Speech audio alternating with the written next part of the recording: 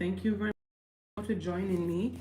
For this video, we are going to learn how to calculate the linear regression. I'm trying to get the phone situated on the stand, so give me a minute. So thank you guys very much for coming in. We're going to talk about linear regression, how to interpret it, and how to calculate the value of A, the value of B, hence writing this thing. So I'm gonna get a piece of paper and I am coming.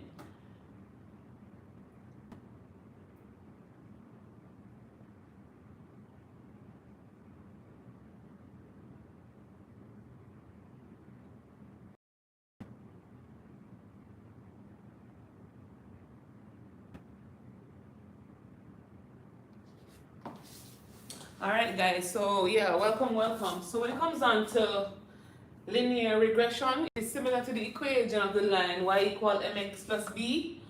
Only thing is that when it's with the regression, let me add a page and explain something. With the regression, we pay attention to different variables. As we know, the general one you know is y equal mx plus b. All right, where m represents your slope and b represents your y-intercept. All right, we know that for the general equation of a line, and that's of a straight line, where x represents your independent variable,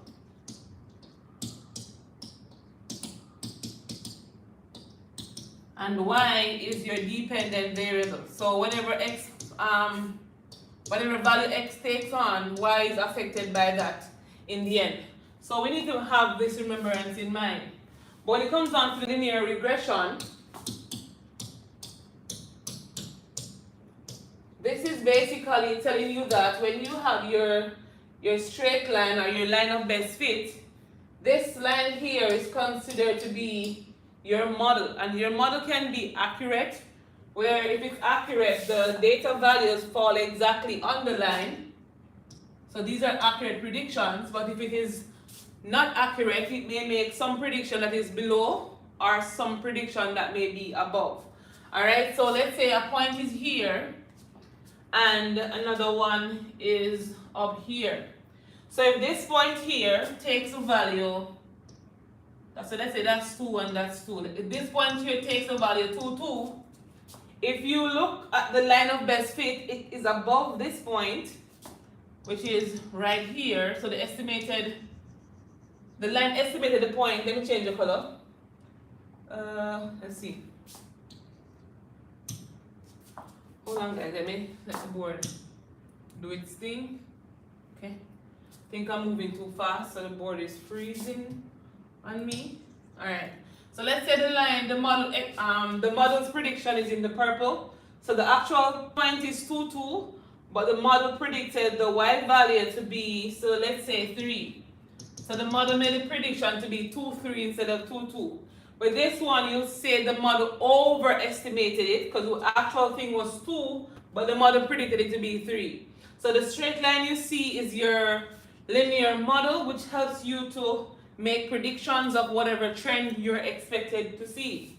All right, if you look at the point at the top here, that point, let's say that point is maybe 3, 5. Let's say this point here is 3, 5. But if you compare this point to the line, you realize that it's actually above the line. So the model under predicted this point. So let's say the model predicted this point to be 3.5 for the y, but the actual thing was actually 5. So with what I was saying is that the model sometimes over-predict, under-predict, or make accurate predictions. And so that's where the linear regression idea comes from. So as it relates to this, so the equation you pay attention to is in the form y equal a plus bx. And the same concept applies to the one of the linear equation of the straight line. Only thing in this case, we are going to use the predicted value, which is whatever your line / your model would have given to you. So we use y hat, and y hat here tells us the predicted value. We also know that y itself was the actual value, which would be the one in the red, and the predicted one, what the model assumed, which will be the one in the purple that I just explained to you here. And if you combine these two, predicted and actual, you come up with the residual, which will be in another lesson, but I'll talk to you about that soon. So back to what I was saying. So the linear regression, y hat is equal to a plus bx. A here is the same thing as your b in this case, because you know the intercept is a constant that stands on its own. It doesn't have a variable attached to it. And so a here would be your y-intercept. And b here would be your slope. And so if you can tell me that a is your y-intercept and b is your slope, you're telling me you understand that a and b, m and b, they take on different values because they're real numbers. They can be positive, negative, and 0. And so this equation is the one we're going to be focusing on for our linear regression. So y hat is equal to a plus bx. So when it comes down to you calculating the slope and the intercept, you are familiar with the one that says slope is equal to y2 minus y1 over x2 minus x1, which is the rise over the run. You are familiar with this one. However, when it comes down to the linear regression slash your model, when it comes down to the regression line or the regression equation, we no longer pay attention to this per se because we're not given xy values. We are given critical points. Hold on, guys. Miss, can I this room? Good morning. Sure, if it's okay with you, sure. Okay, alrighty. You're welcome. Bye. Alright, guys, sorry about that. We're going to continue in disconnecting because my phone bumped off the screen. Alright, I'm gonna check something before I end this live.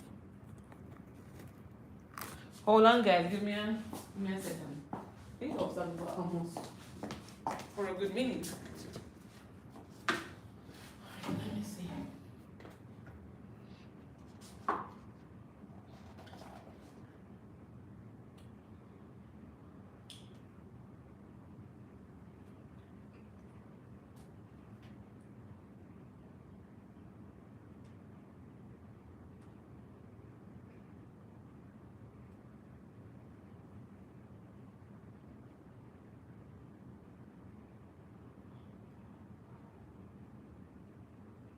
I hated my phone do that. Oh my god, I hate it so much.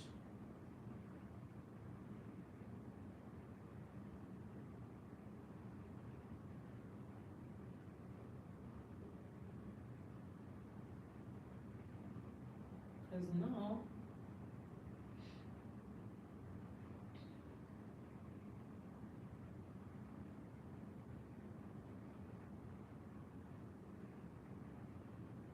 this crazy phone.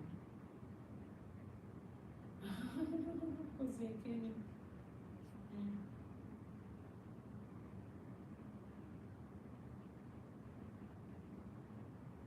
I thought he would be in a class. How is he in the live stream if he's in a class? Oh, it's crazy. Alright, guys. I think my phone was, I don't know, reconnecting or something because some of the concept is not covered. Concept was not covered. I'm just going to explain this part to you because I'm not going to rewrite it. So if you're asked to interpret the linear equation, you basically need to know what is the initial value and what is the slope and how they affect each other. Are they increasing? Are they decreasing? So there they spoke about the cost of a package being shipped and the amount it weighs as the letter W in pounds. So we said the initial cost of shipping is $25 and this cost increases by $3 for every pound added. All right, and that's basically how the concept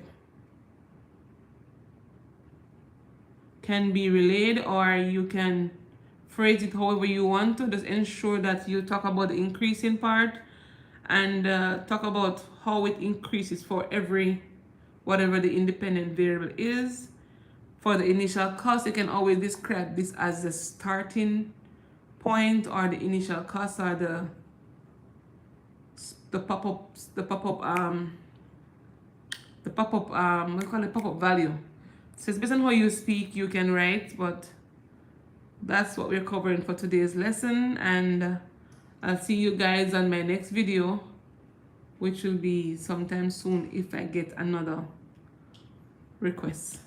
Alright guys, have a good day, and I'll see you guys on my next video.